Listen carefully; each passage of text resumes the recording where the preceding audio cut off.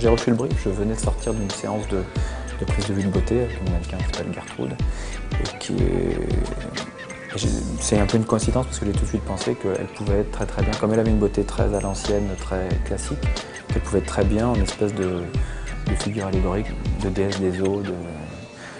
On remarque que dans la peinture classique, toutes les Vénus, toutes les naïades, elles sont toujours des longs cheveux blonds, des yeux clairs, et elle avait cette espèce de mix entre de séduction et d'innocence qui pouvait vraiment être quelque chose qui pouvait apporter de l'émotion.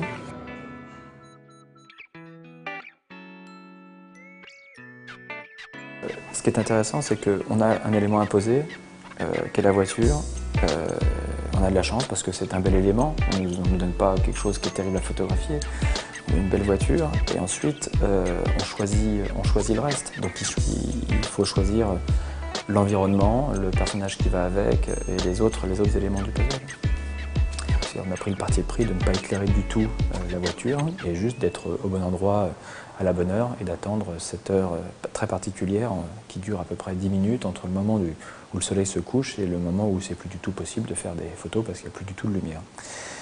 Donc on a pas mal hésité pour le lieu, on a finalement choisi d'aller dans un endroit qui est assez connu des photographes, qui s'appelle El Mirage, qui est un ancien lac, le lit d'un lac asséché dans le désert Morave à côté de Los Angeles, en Californie.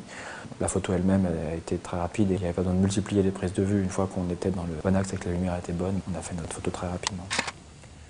À partir du moment où on traitait les choses de façon allégorique, c'était intéressant d'avoir plusieurs degrés de lecture, donc d'avoir l'image en tant que telle, qu'on regarde et qu'on admire ou qu'on aime ou qu'on n'aime pas, mais on regarde une image. Et ensuite, d'avoir des éléments d'interprétation possibles. Et entre autres, dans les choix des éléments, il y avait cette idée qu'il fallait qu'on sente la terre, quelque chose de brut, donc un paysage totalement... S'il y a une référence à avoir, c'est les premières images de 2001 au-dessus de l'espace. L'origine de la vie, hein, cette espèce de paysage totalement désertique, un peu dramatique, avec une surface très brune, qui devait balayer et les cheveux de la fille et la robe. Et on sait très bien qu'un tissu fluide, ça peut faire penser à quelque chose d'un peu aquatique aussi. Et donc à partir du moment où on a la terre et le vent, forcément, il y a de la vie qui naît, n'importe quel chimiste le dira.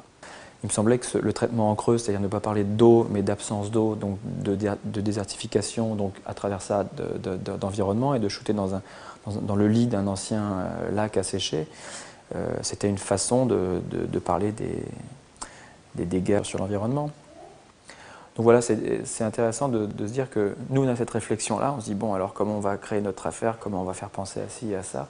Mais à partir d'un moment, il faut totalement l'oublier parce que les gens qui regardent une image, ils n'ont pas ces éléments-là en tête. Ils n'ont pas le making-of en tête, ils n'ont pas ton brief en tête. Il faut juste savoir si, en fin de compte, on a créé une image harmonieuse, que les gens regardent avec intérêt ou pas.